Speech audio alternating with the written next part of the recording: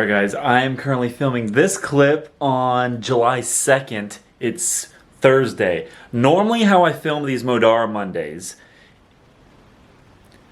Alright guys, welcome back to Modarra Monday number 6. Right now it is July 2nd, so it's Thursday. Normally I film all of the footage of these videos on Sunday. I edit Sunday, then I post Monday. It's just something I found has worked really well with my schedule. It gives me one solid day to focus on this project and this business. And with my other business, I don't have a whole lot of time throughout the week. This is a really busy week for that other business being Brick Tactical, but I was thinking about how to machine these links and I think I figured something out. So I've started working on it. So I shouldn't be doing this, but I really wanted to get this out of my head and into cam. So let's go ahead and show you guys what I've got. Alright, shout out to Virtuous Concepts. He mentioned in the last video, he dropped a comment and said this could be called the salami method. And I really like that idea, so we're going to be calling it the salami method. Basically, the goal is to not have to bandsaw material per link. Obviously, sticks of material, that's fine. If we can get away with using a 5 or 6 inch stick of round bar, I'm very happy versus doing the tiny little cut approach here. So, going back to the salami method, this is a toolpath strategy that I think we will be able to get a part and have it look good. Basically, I'm gonna fly through this. I realize these videos I've been making are a little bit long, but I hope you guys are enjoying that. So we're basically going to go through the toolpaths here, and I'm going to show you guys some of the reasons why I'm doing some things. I was able to speed this up quite a bit. I was removing some operations that were unnecessary. For example, we had a facing operation to face off the end. No real need to do that. We can tip it on its side and do a 2D adaptive and get the same result, so we got rid of that. So we're going to adaptive. We're going to face the top there. We're going to do a finish cut here to get that width and whatnot, and it's key. You can see here that we're moving past the link curvature or the tail end here. We'll get to that here in a second. So we're going to cut that away. We're going to finish that, fly through this, boom, boom, boom. Sped up some things here as far as the boring operations. Before we were doing a single bore operation from this top height all the way down here. Now it's two separate ones, so we bore here to here, then we do here to here. So all this cutting air in the middle has been removed. We're going to chamfer it. We can turn off our model here. And then this is where things get interesting. Okay, so this is the final toolpath here. So we're able to add chamfers on everything, and we're even able to do our inside chamfers here, which I think is going to be awesome. So this is where the tabbing of the original method here, if you guys remember in our earlier episodes, we were trying to tab, if you can see, right in the middle of that tail end. And that's going to cause a lot of problems downstream. We couldn't get a reliable method that the part wouldn't fly off in this method. So what I'm thinking is, what if we have the tab where it's heavy on this side of the tail, and then our op2 would basically be taking this link out of this, or breaking it off the tab, putting it into a vise or a small fixture, and all we're going to be doing is cutting this little bit off. Now, two options. One, we could have this tab go all the way over, which would be a lot stronger. But the problem is then in our op2, we would have to clean up this face here, and I don't want to have to do that. So normally I'm finishing this face and this surface here with a 3/16 in one shot. On this side, I went ahead and did an 1/8 inch. And so hopefully doing those two separate tools doesn't cause an issue. If it does, what we'll simply do is we will leave this tab all the way over, and we're just going to have to finish this face and this face in our op2 fixture, which I think will be fine, given that on the actual bracelet, you're not seeing that face. I mean, that would be that flat face in there. You're not seeing too much of it, but as long as we can get these chamfers and whatnot to match, and we don't overcut into this, that we mess up our top chamfer. So that's kind of what I'm up against. Basically, I'm going back to the original method of more or less the toolpaths are the same. There was just a little bit of optimization, but it's really this tabbing, how we tab the part off. That is what's changing here, and I think we can do a better job about that. Now, why are we calling it the salami method? Well, we're going to be making a pallet. This is what I'm thinking we're going to make. First, we're going to test these tool paths out here. We can test these out in our old fixture. We just need to make one good link and prove that we can tab this off and do a second op and have it look, you know, have it look good more or less, you know, have a finished part like this. So the pallet that I have in mind is going to be something like this. I have standard 150 millimeter pallets, and we're going to be making a salami stick holder, if you will. And so it's going to be just this block of aluminum. I have it right here. This is something I've had. It's roughly 6 inches by 6 inches. And we're basically going to make, if I turn some of this stuff off, we're going to be making a giant V block. It's very similar to this fixture. It's actually almost identical to this fixture here. Just a bunch of V channels. And what we're going to be doing with it is we're also going to be cutting some reliefs in the bottom. But this is going to allow us to stick 6-inch sticks of material into this fixture.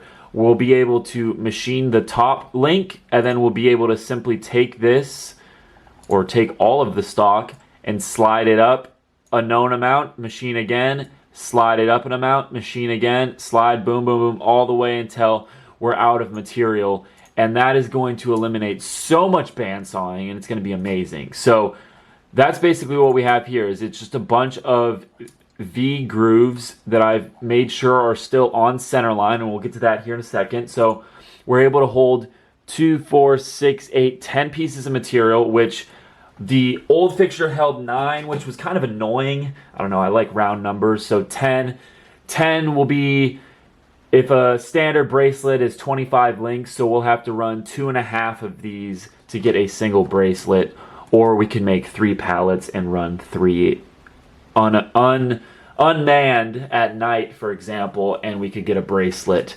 And so that, I think, is a win. So that's the goal. A few things that we have to figure out is I have to figure out some kind of clamps that will be, they're not even going to be clamps per se, because I don't like the idea of this clamping on all of these materials, because if these vary in length, it's just not going to be gripping onto them. So what I'm thinking is these will actually be permanently fixtured to this, so we'll fill in this gap, and we might have a few pieces of material here that actually connect. You know, this will be the same piece here, and it'll prevent this piece from flexing, if that makes sense.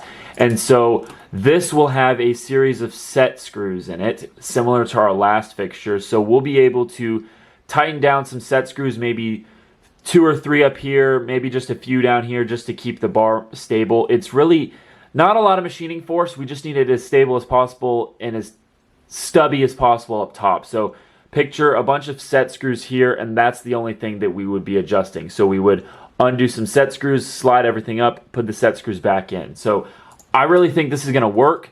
Now, a couple things. We made sure that these center bars are on the center of the pallet. We'll get to that here in 1 second. The other thing that I just caught was the robot grabs the pallet from this side and it places it in this orientation when it's done. So I wanted to make sure that these are all accessible from the outside of my pallet rack system. So last minute I noticed that, and I rotated this 180 because it was the other way around. The second thing we have to make sure is that this thing can fit in the travels of my machine. So I've had this file for a while. It's a VF2 table with a TRT 210, and then I modeled this box for the travels of the machine. And basically I can rotate this and simulate, do I have enough travels? And so you can see the fixture is tilted at 90 degrees. And with this current setup, I also have a tool holder in here modeled. We have, or should have, enough clearance. If we do not have enough clearance for some reason, and this is inaccurate, or let's say this tool holder we have to move over even more for some reason, like out here, if for whatever reason this is a problem, all we're going to do is we're probably going to cut like 1 inch off the whole fixture, and we'll go from 6-inch strips to 5-inch strips. And I think that's totally acceptable, and it's an easy fix on the fixture side. We'll literally just buzz the top of the fixture down, so I'm not too worried about that. Now, one other thing though is you can notice, okay, this is this orientation. Obviously, the fixture will also be tilted up. That's not really a problem. However, if we flip this, you're gonna have to bear with me. Pretend I just spun the fixture around. This is now a problem. This tool holder cannot reach this part. So I made sure over here, we pulled in another tool holder that's even stubbier.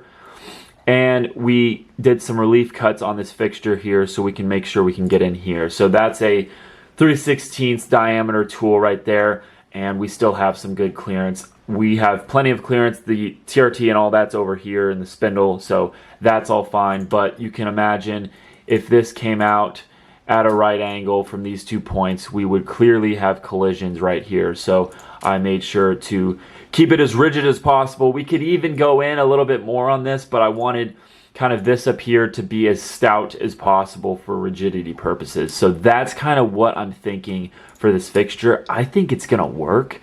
I think I gotta figure this out, so that's kind of what I'm thinking about. But the main part of this episode is going to be confirming this tool path, because obviously this new fixture doesn't mean anything unless we can prove out this tool path. But I really like this idea of having multiple sticks of material. These might be too close together. We might just have to adjust that first adaptive tool path to be with all of these in mind.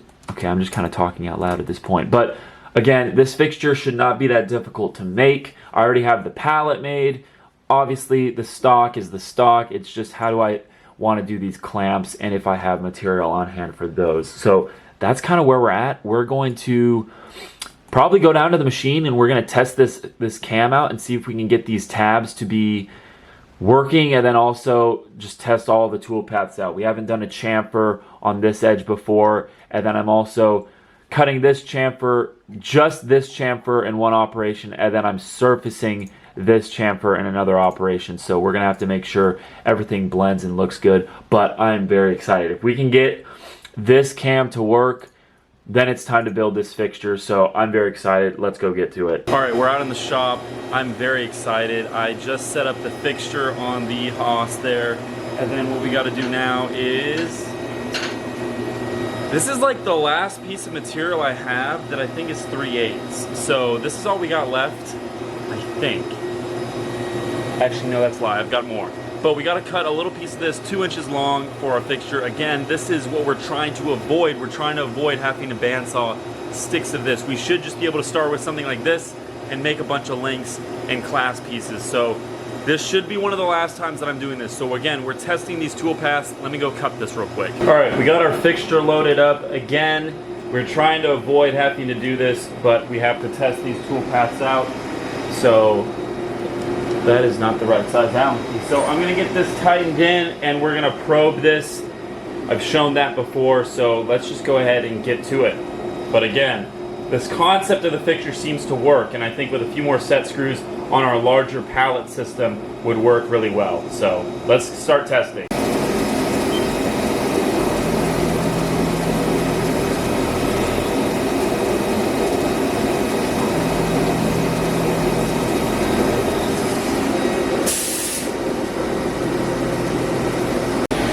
Okay, I just wanted to show you guys those first few operations here.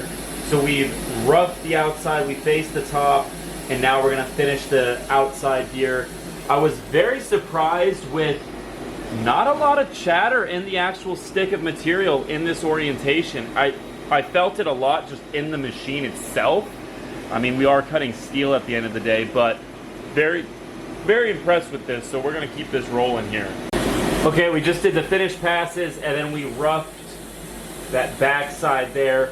Guys, the finish on this, it's really hard to tell on camera, but it's very uniform. It's got a perfect radius blend, as it should obviously, but I'm very excited with that. I know we're really early on here in the program, but that is solving a lot of problems we had, which was the mismatch from the blended radius. We were using a ball end mill on the top there of the link, and this is solving that one problem here. So let's keep machining. This is looking very promising. Okay, we just flipped it over and we faced the top. You can see, I don't know if any of you guys remember in the cam simulation, there was these little pieces of material. They were kind of floating in space.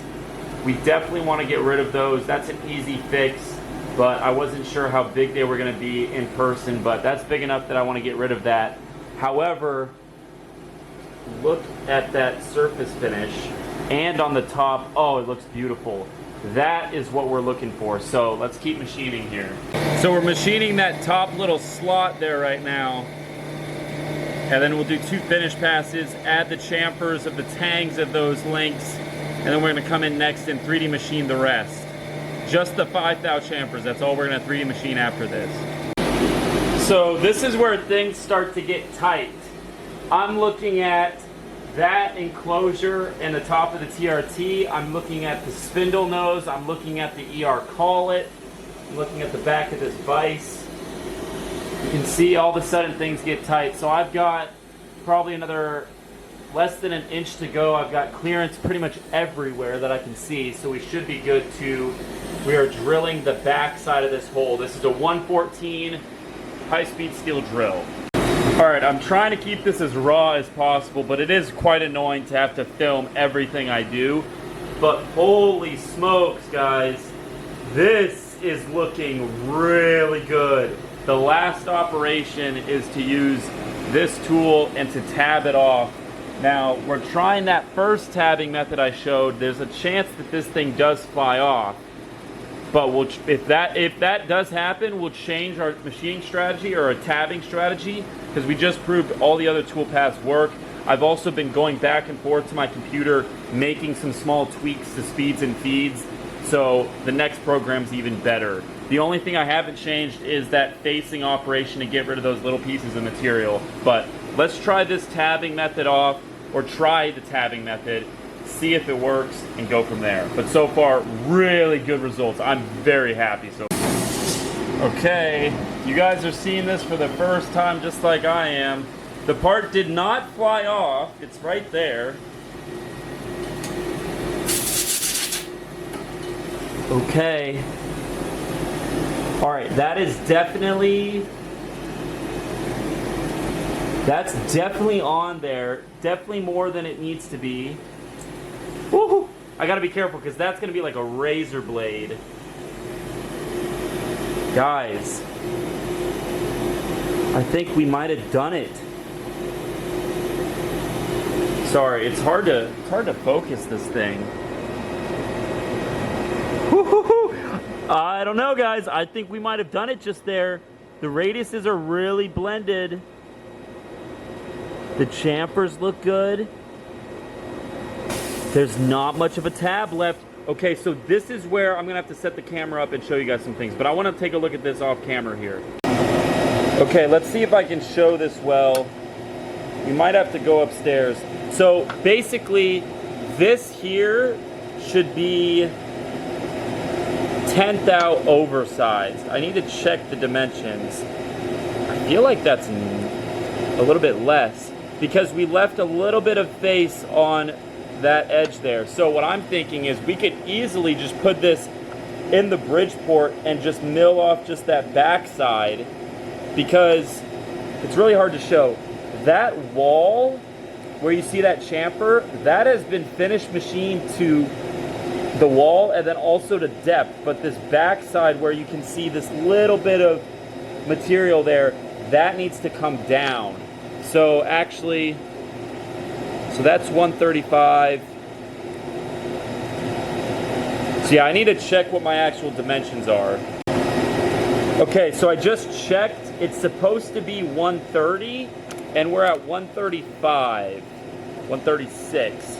So I need to take 5 thou or less off that face. So I think we're just gonna put this into Bridgeport. I honestly think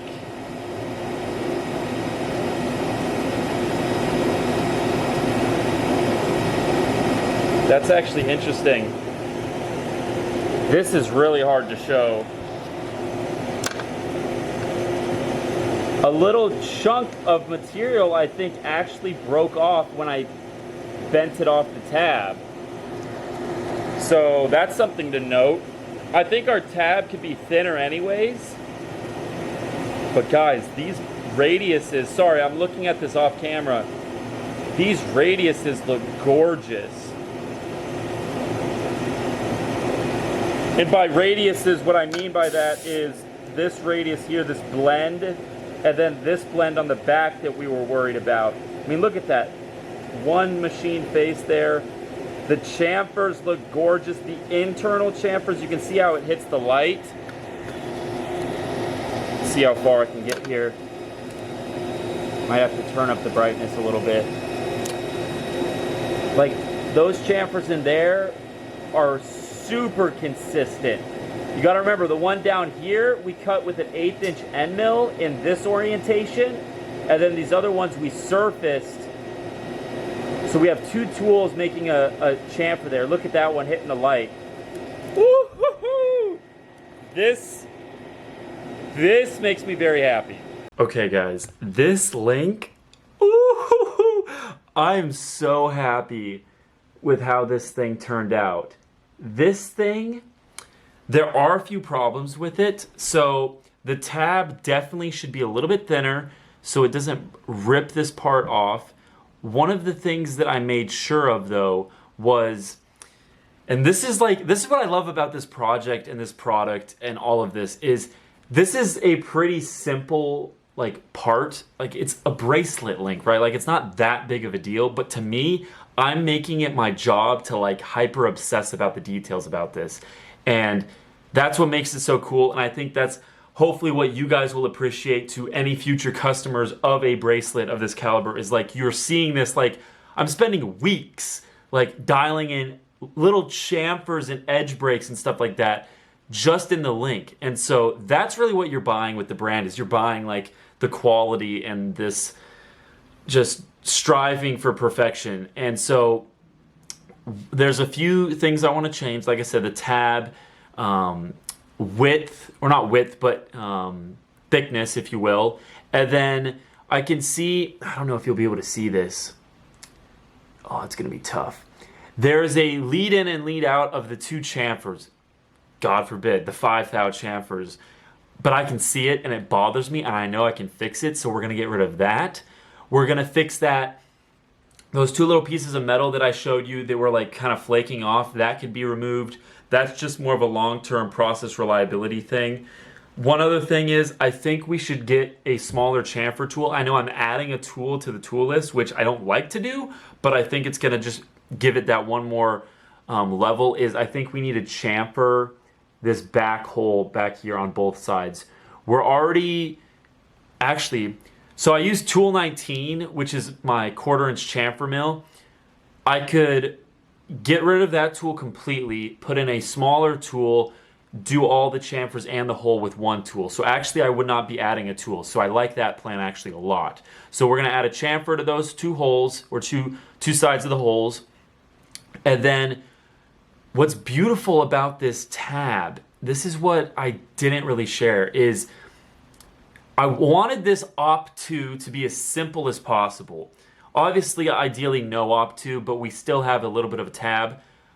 Arguably, I could probably hand file this. It's 5 thousandths, and what's the genius in this, in my opinion, is, and I don't know if I showed this much on cam, let me actually pull it up on cam because I can blow it up and make it a little bit bigger. Okay, so this is actually a lot better. So let's simulate this. I want to show you guys why I'm so proud of this tab. So if we skip all throughout this, I guess we could skip through this, that's fine. Okay, so all we need to do to finish this tab is, you can see we came in here, let's flip this bad boy around. So you can see those blue pieces, this is that material that we saw. So simulation definitely showed that. We'll get rid of that. But you can see here's the tab. So, and let me turn off the model. So this face here, this has already been finished. And this is to depth here. So this tang here, that is to depth. It's supposed to be 130. And so the only part of this that has to be cut or machined is this tiny little bit back here. needs to be buzzed. And this is like 5 or 10 thou right here, this little tab. So why I think this is genius is because I could easily set this up even just in my Bridgeport, and I could just touch off on this face and then buzz this little bit, and that's it. I'm not having to finish this wall or touch any of those features. It's literally just a Z height and a little bit of a buzz cut. I think the simplicity in that is where this wins. Whereas before, we were trying to be creative and put this tab in the middle, and then we were going to have to blend that or remachine it or grind it or all this stuff. I think this is what wins here, is the simplicity that we can break this off and we can just buzz that. This has already been taken care of and we're already to depth. We're literally just cleaning up such a tiny part, and on the finished product, that is all the way tucked down in there. So even if this can't be perfectly done, you're not going to see much of it, but we're going to make sure that this is perfect.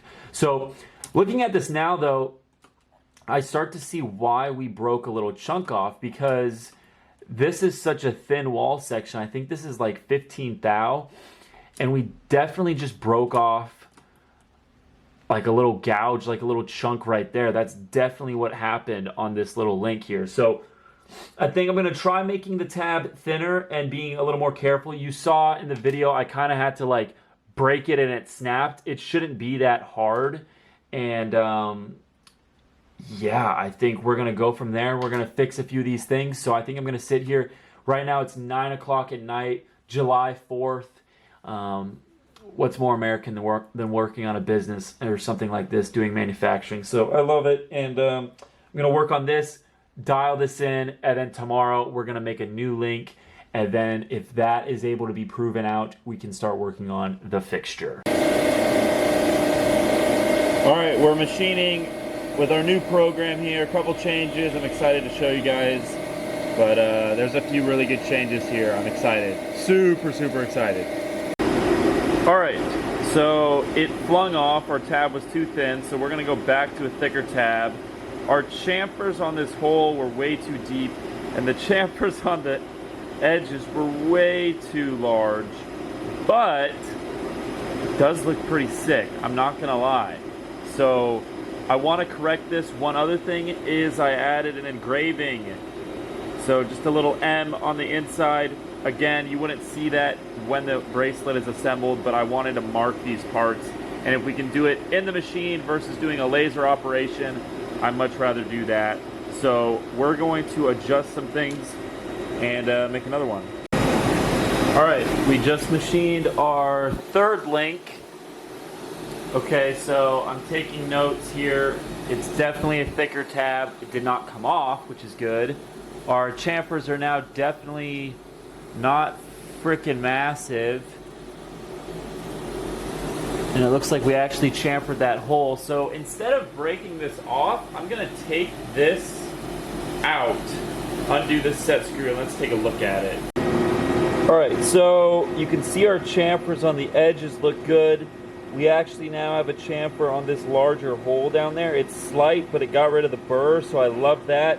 And we didn't have to add another tool, so I absolutely love that. I did remove the chamfer on the threaded hole after the fact. I think for now I'm gonna leave that by hand, but I love our little engraving in there. That's super sweet. So now I think I've got to figure out a process of how do I break this off without damaging it. I'm wondering if I just put this in the Bridgeport vise and have this hanging out and I just do my little cut. I might try that. I increased our RPMs on some of these finishing sides and it definitely paid off. This is looking really good. I think if we had a dedicated finishing tool, we might not have to polish, which would be awesome. Another thought that I'm just thinking out loud, there's no reason I need to face these two faces with the end of the tool. I could use the side of the tool to finish those as well. That would match the line pattern or the machining mark pattern. That might be something cool to look at. So I'm gonna set this up in the Bridgeport and we're gonna play around here. All right, here's the setup. 1/8 inch end mill. And we're gonna come in here, touch off on that, and we're gonna buzz it.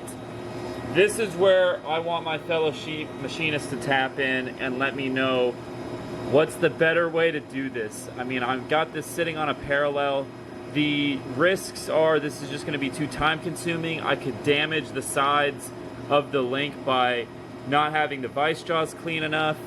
And it's mainly the time-consuming part. So let's try this and see what we get. All right, well, that actually worked. We didn't damage the face at all, it looks like. We still have a little bit of a burr there, but it measures within 2/1000 of the thickness it's supposed to be. So maybe that'll work. All right, so we have some pretty good success for yesterday and today. I worked on this a little bit more than a day, which I'm totally fine with. I made it work. But we were able to make a link with new tool paths, and I'm pretty happy with it. It's funny how you can nitpick something to death, and there's like little things on this that are way better than these links that I was making here. And I'm still not happy with it fully. I'm like way closer to being happy. But there's a few little burrs on this part still that I want to fix. One of them, I have this tool here. If you haven't seen one of these are really cool. They go in a hole and you poke out this little chamfer bit here. So you can do like the back side of a hole. And so this is just big enough where it doesn't fit, but I want to deburr the inside of this hole and then the back side of that hole. So that would be a hand operation. I could get in there with like a lollipop tool or even a little thread mill and do that. If I switch to thread milling instead of tapping this 440 hole, I could use that thread mill and do that. See, this is just like how my brain works. So I'm not discounting that idea, but I would like to see if they make a smaller one of these too, just to see how it looks. I mean, it's a big enough of a burr that I don't think tumbling would get that. You'd have to have some really small media. And then there's also the long, so you have this slot, this opening, these long edges, they have no chamfer on it. I'm hoping that will get tumbled out. And then you saw how we were doing like an op 2 to break off the tab. The reason we have to do that is we found out the first few links that it actually ripped the material, and because this is such a small little loop here, it's only like 15 thou wall diameter here, it would just take a little chunk with it. So we use the Bridgeport. I'm really hoping some of you machinists out there have a clever solution to this. But another thing I do want to change, there's a few, I've been optimizing this program as we go, changing things so there's less orientation flips, there's less tool changes, stuff like that. There's a few more I want to do, and I did mention how I want to change machining these edges to using the sides of an end mill instead of the end of the end mill, because that would match our finishing, and I think I could also get a better finish. Another thing, I have these 5/64 end mills. This is a little bit larger than an 1/8 of an inch. What does that come out to? Oh no, these are smaller. What was the size that I had? Whatever the size above 1/8 is, I can't remember what it is, like 1.15 something, would be a larger tool that we could cut this top slot with. And I had problems a while ago, like a month or so ago. I kept breaking 1/8 inch end mills. So if we could get around that, that would be great. Because the only thing we use that 1/8 inch end mill for is to slot this hole and then add those chamfers on these little tongs. So beefing up that tool, absolutely love the little engraving in there. I think that's super cool. I might make it like 10 thou smaller because you can barely see the edge of it if you put two links together and if you try to like look in there. But I think it's probably fine. But these are the things that I'm thinking about. And then, yeah, I mean, if we can nail getting rid of some of these tiny burrs, either manually or in the machine, and the machine is obviously preferred, and then this tabbing off. There still is a little bit of a burr on that edge there. You might be able to see that a little bit. So I want to try to figure out, I think that'll come down to our op 2 there. I mean, we might have to machine this feature a little large and then cut it small in the op 2 to get rid of that burr, because that's all that is that's from the tab. If I would have went deeper with the Bridgeport operation by like 2 or 3 thou, I think I would have gotten rid of that burr, because it's flaring out, so it's clearly a burr there.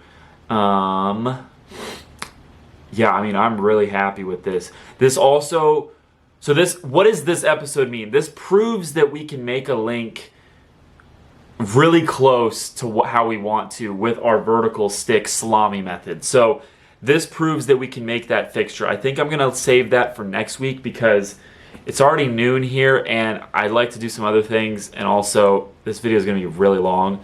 So I think we can change the cam to the sides of the end mills for that. We can, yeah, then it's really just figuring out, probably the next step would be a tumbling method, finding a good media. If any of you guys have some really small media that you think could knock some of these burrs off and just unify, finish this whole thing, that would be great. But yeah, I think we are, sorry, I'm just like looking over this and seeing if there's any other ways we could deburr this part. But yeah, that, I'm very happy with this. We had our happy accident of having a very heavy chamfered part.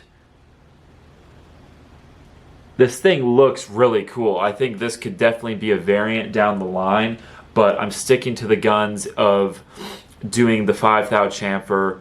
Gives us the most surface area of a part on the link. And the other thing is, so this part took 10 minutes and 22 seconds to make. That's a long time. I'm gonna try to figure ways to speed this up. That's something that's also on my mind. That's definitely faster than it was. So yeah, that's just something. I'm open to ideas. If any of you guys have any ideas, you saw me walk through the program early in the video. If you guys have any ideas, I know a carbide drill, we could just pop some of these holes a lot quicker. That would definitely be worthwhile. And then, yeah, I mean, that's it. I think that's going to be the video. So guys, thank you so much. Make sure you guys drop a comment. I really enjoy reading your guys' comments and going over them and seeing your feedback. Let me know what you guys think about these op 2s, deburring, tumbling, all this stuff. And also a question I want to know is, would you buy one of these? When these are all said and done, you see the amount of work that I'm putting into even just this one little part. I'm curious, would you actually buy this? I mean, this isn't going to be a $1,000 bracelet, but it's also not going to be a $100 bracelet, right? So it's going to be somewhere in the middle. I don't know where, but the goal is to make this, all of these parts on my machine, and just optimize, get creative, make them as fast as we can, but with the highest quality and attention to detail, and to push that along with the brand. So guys, thank you so much, and I will see you guys in another video.